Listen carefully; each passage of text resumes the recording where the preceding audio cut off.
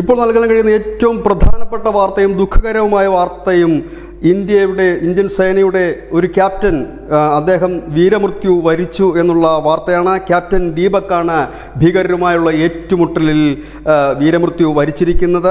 ഭീകരർ തമ്പടിച്ച കേന്ദ്രങ്ങളിലേക്ക് ഒരു സേന നീക്കം നടത്തുന്നതിനിടയിലാണ് രൂക്ഷമായ ഏറ്റുമുട്ടലുണ്ടായിരിക്കുന്നത്. ജമ്മു കാശ്മീരിൽ വിവിധ ഇടങ്ങളിൽ രൂക്ഷമായ ഏറ്റുമുട്ടലാണ് നടക്കുന്നത്. ദോഡ ജില്ലയിൽ അടക്കം ഈ ക്യാപ്റ്റന് വീരമൃത്യു സംഭവിച്ചത് അസാർ നദീതട പ്രദേശത്ത് തമ്പടിച്ചിരുന്ന ഭീകരർക്ക് നേരെ ഉണ്ടായ ആ ഒരു അറ്റാക്കിലാണ്. അവരെ തുരത്തി ഓടിക്കാൻ അദ്ദേഹത്തിൻ്റെ സംഘത്തിന് കഴിഞ്ഞു എങ്കിൽ പോലും ആ ധീരജവാന്റെ വീരമൃത്യുവിലാണത് കലാശിച്ചത്. ഏതായാലും ഇപ്പോൾ നൽകാൻ കഴിയുന്ന മറ്റൊരു പ്രധാനപ്പെട്ട വാർത്ത, ദില്ലിയിൽ നമ്മളുടെ പ്രതിരോധ മന്ത്രി രാജ്നാഥ് സിംഗിൻ്റെ അധ്യക്ഷതയിൽ നിർണായകമായൊരു യോഗം വിളിച്ചിരിക്കുന്നു എന്നുള്ള വാർത്തയാണ്.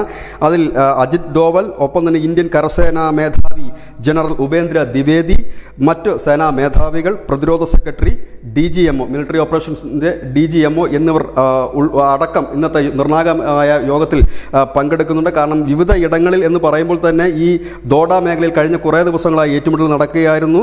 ഒപ്പം തന്നെ ഈ അസറിൽ ഭീകരർ തമ്പടിച്ചിട്ടുണ്ട് എന്നുള്ള വിവരത്തിനെ തുടർന്നാണ് ഇപ്പോൾ നടന്ന ഈ ഒരു ആക്രമണം. അതിലാണ് നമ്മുടെ ക്യാപ്റ്റൻ വീരമൃത്യു വരിച്ചത്. ഒപ്പം തന്നെ ഉധംപൂർ അടക്കമുള്ള മേഖലയിലും സ്വാതന്ത്ര്യദിനത്തിന് മുൻപ് രാജ്യത്തിന് വിവിധ ഇടങ്ങളിൽ ചർച്ചകളും മറ്റും നടക്കുന്നതിനിടയിലാണ് ഇപ്പോൾ ജമ്മു കാശ്മീരിൽ അത്യന്തം രൂക്ഷമായുള്ള ഏറ്റുമുട്ടൽ നടക്കുന്നു എന്നുള്ളതാണ്. അടിയന്തരമായിട്ടാണ് ദില്ലിയിൽ യോഗം വിളിച്ചു ചേർത്തിരിക്കുന്നത്. സൗത്ത് ബ്ലോക്കിലാണ് യോഗം.